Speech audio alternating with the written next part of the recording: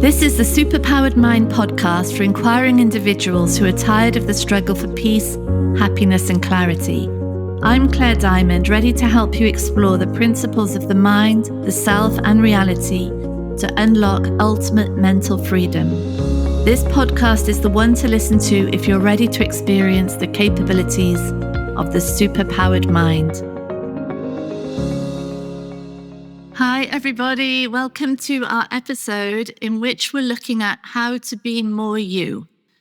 The question, how can I be more true to myself? And this is a question for anyone who feels as though their experience of being is out of line in some way from like a deep feeling within of what they really are. And it might be that just our sense of being ourselves feels weird, like not quite right. It might be that our way of living, our relationships, our house, the place we're living, our lifestyle, our friendships, our relationships, it might feel that all of those are not quite in line, not quite coherent to what we are.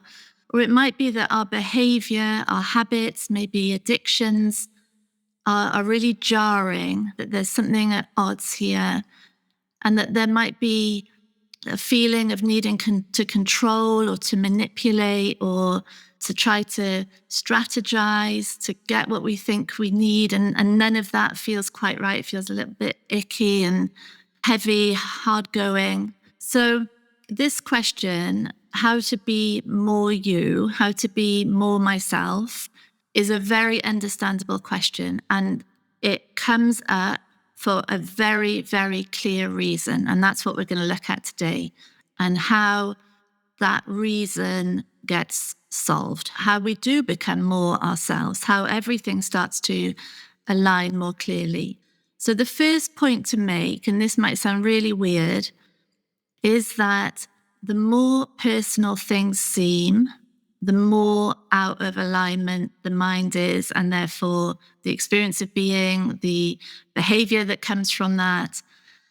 And it's because when we were growing up, the mind was starting to develop the capacity to create concepts, to hold psychologically an idea of other people, of the future, of the past. And right at the center of that conceptual ability is the concept of me. And so this concept of me is developing in the context of whatever is going on throughout that key period, in terms of my physical security, my physical environment, any threats, any loss, any chaos, any fear from of other people, perhaps of bullying or chaotic adults, abusive adults. And so within that context, this concept of me is being developed. And the thing is, it doesn't look like a concept. It just looks like what I am.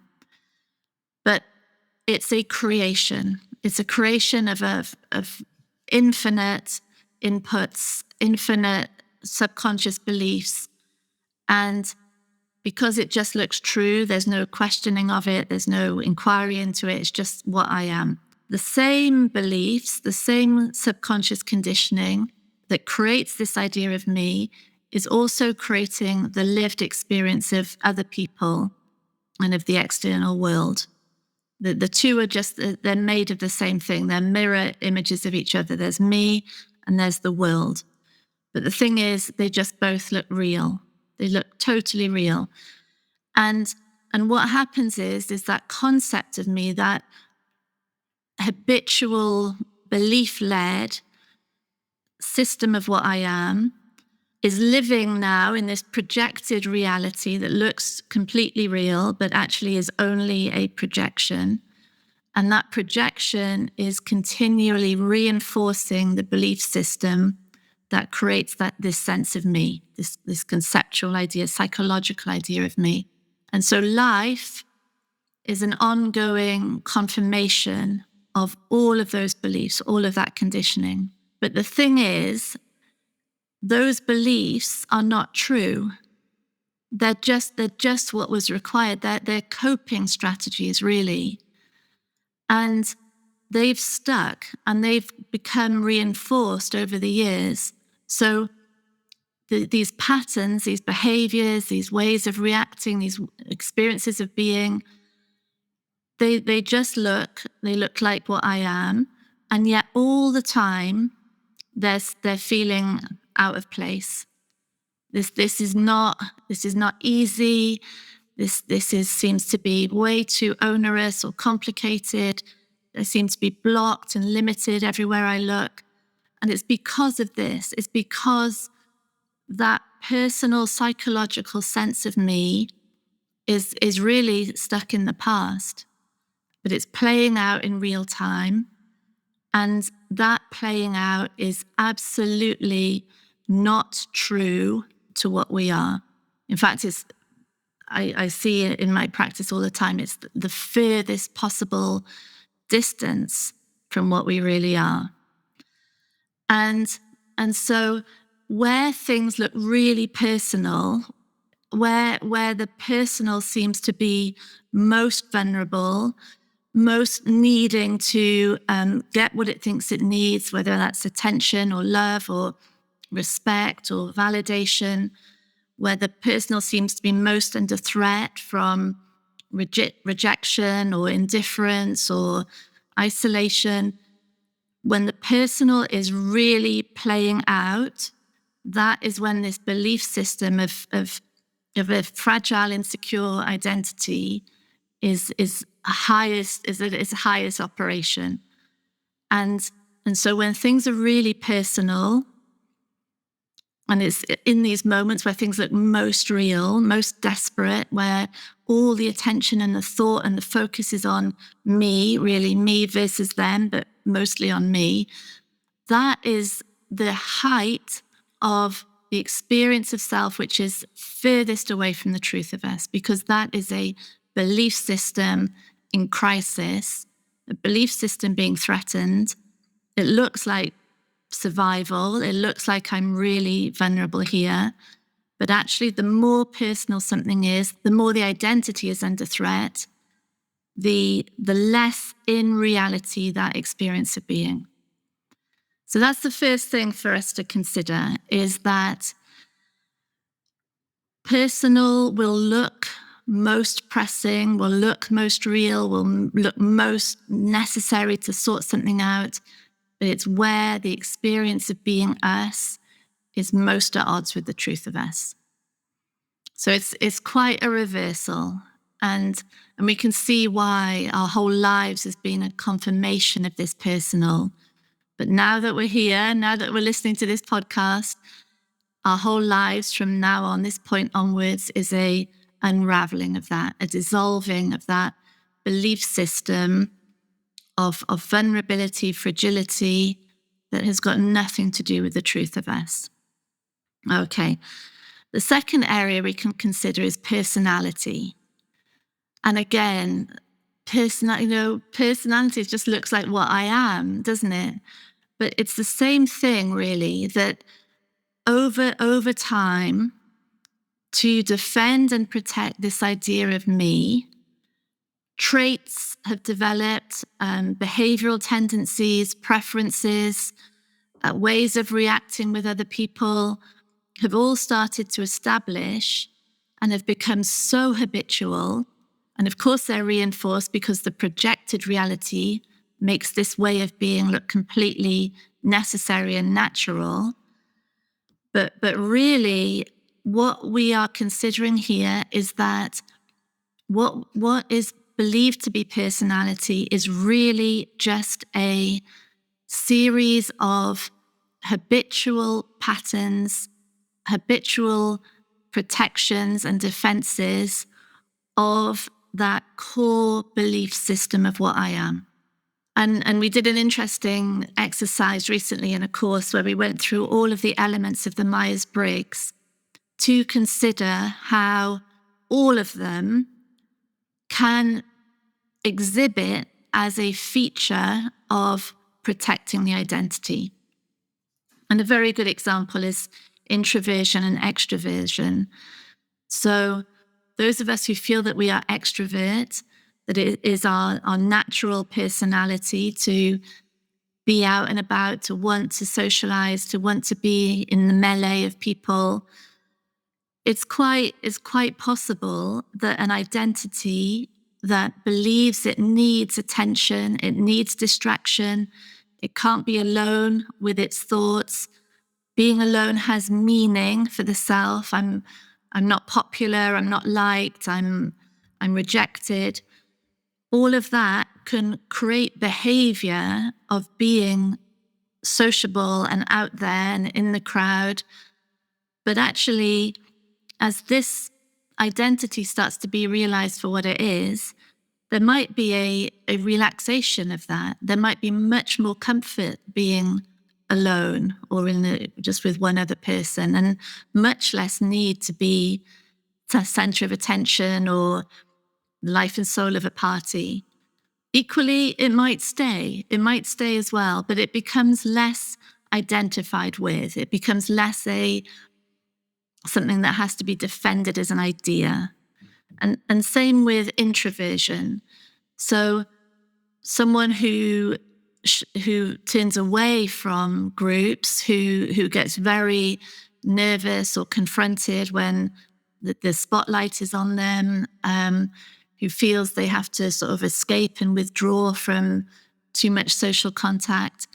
As the identity becomes much less self-conscious, as a feeling, a fundamental feeling of inadequacy or wrongness or not being able to hold a conversation, as things like that fall away, the introvert, who might have been introvert their whole lives, might find themselves much more relaxed with other people, even really enjoying parties and gatherings and interacting with people. And again, it might be that this person still gets their energy from being alone. But again, it might be much less of an identity, much less of something that is like, this is what I am. It's just a sort of a fluidity of being that is open to all different situations.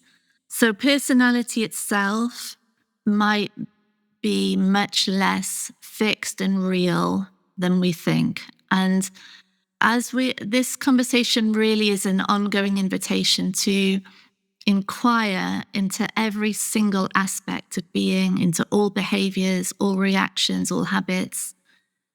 And that inquiry alone is enough to start loosening up these firmly held beliefs about what I am. And as they loosen, there starts to become a sense of congruency and alignment, much, much more with just an inner truth of what we are, with nothing to be protected in it, nothing to be gained from it, just intelligence in form, exploring a world. The third area that we can consider is our area of passion and interest. And this is something that I particularly love working with my clients in, where there is such a bliss for the human body mind in that sense of immersion, of creativity, of exploration, of discovery, of organizing, of making things happen. And that can be completely hijacked by a conviction of what we are and of what needs to be protected, which means that all of the resources available to the human mind, all of the experiences, the connections, the deep subconscious thinking and reflection is being focused on me, how I'm coming across, what other people think of me, am I getting this right? And what that means is all of those resources are being diverted away from the area of work, the area of passion, the thing that really lights us up. Because somehow it's been hijacked. It looks like this area of work is somehow going to secure me or validate me. It can't, it won't, it never will. But it will be an area of excitement and discovery and freshness and unique talent, unique ability. The more that it is decoupled from an attempt to secure an identity within it. So a big reason for not feeling ourselves, for not feeling in this bliss of creative flow, is because there's been a confusion of mind that somehow our work, our creations, our writing, our speaking is going to make me valid. It never will. It will only lead to great creations or interesting projects. That's all it will do, and that's enough. Then, fourth area is this area of our lifestyle, the people that we have relationships with, our partner, our kids, our parents, our friendships, the house we live in, the money we earn, the places we travel to, our hobbies. All of this is so fascinating, isn't it? But all of this can be a function and a reflection of that subconscious belief system of what I am. And that belief system of what I am formulated during the childhood years, teenage years, based on a concept really of that is completely fragile. So all of this is a function of whatever subconscious belief system is running the show. And if the subconscious belief system is one of fragility and insecurity, fear, need, shame, then all of this, our entire lifestyle is going to reflect that. So no wonder we feel at odds. No wonder we're in relationships where we're not being really honest, or we're hiding stuff, or we're pretending. No wonder we might find ourselves in a house that we don't like, or with habits or behaviors that seem so at odds with what we really know deep down inside. And again, it's the same thing going on, that instead of trying within this reality, within these friendships and relationships, to secure myself, to find myself, all of it is revealing that self-idea is made of air. It's nothing. It's a collection of beliefs that can't be found anywhere, cannot ever be stabilized. And everything, especially the areas where there is a jarring and a sense of incoherence, especially where there's this feeling of confrontation and stress, all of it is saying, yes, it feels wrong, it feels incoherent, because it is. Because this whole thing is operating on the basis of something that's not true. And then finally, I think it's really good to look at our voice, what we say. Because what we say is again, a function of what looks safe to say. What would we risk if we said what we really think? What are we avoiding by being quiet? What are we keeping in place? What are sort of precarious comfort are we maintaining through keeping a level of silence, or not quite truthfulness, or not ever really saying exactly what it is we wanted, or not really voicing a boundary that we would like to bring in?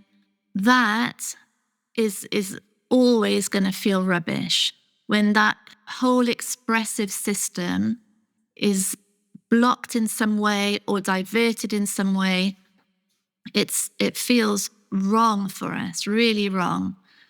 And this is where a lot of this shift into a way of being that is much more aligned, much more true to you, has to come with an element of discomfort, because it is that fear of discomfort, fear of confrontation, really our deepest fears that are being triggered by the thought of what we could do or say.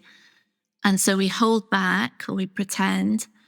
But now we're going to really just stay in this relationship, in this conversation, saying what we want, asking for things, saying what doesn't feel right for us, saying whatever seems very true to us, open to contrary information, but nevertheless holding firm, even with unpopular opinions.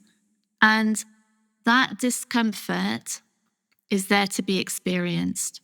And each time it's experienced and the attention stays in that moment, experiencing these, and it might be an enormous emotional storm coming through, that's okay. The mind can just stay attentive, orientated towards what's here to hear, what's here to be said, what's here to be learned or voiced. And that is the way that expression starts to evolve. It can seem like enormous courage is necessary, and initially at first, because the mind is just confronted by its own projection, which is the mirror of all its deepest fears, its deepest needs. As it stays there, there's this shift from projection to actual reality, and it starts to become clear courage isn't really required. All that's required is the increasing capacity, which is what happens through this conversation, guaranteed, increasing capacity to have the emotional discomfort and to stay attentive, stay true to what's going on inside, what's in the world, what's there to be understood and learned. And that is the way that everything starts to align to what is really true, and in which the whole of reality is a continual gift, allowing that to happen more and more and more. So thank you, everyone. I love this topic. It's brilliant. How to become more you. How do I become more me? It's the question for all of us. And the result is a life that is continually a challenging path, no doubt, because all of those beliefs will be challenged along the way. But every time they are, it is a liberation and a sense of coherence and honesty and truth that is our purpose in life. It is our reason for being here. And it's our birthright. It's there for every single one of us to experience. Yeah. Thank you, everyone. Lots of love. Bye. Thank you for listening to Superpowered Mind with me, Claire Diamond. If you want extra support in the exploration of your mind, download our exclusive subliminal recording, especially for podcast listeners, on bit.ly/podcast subliminal.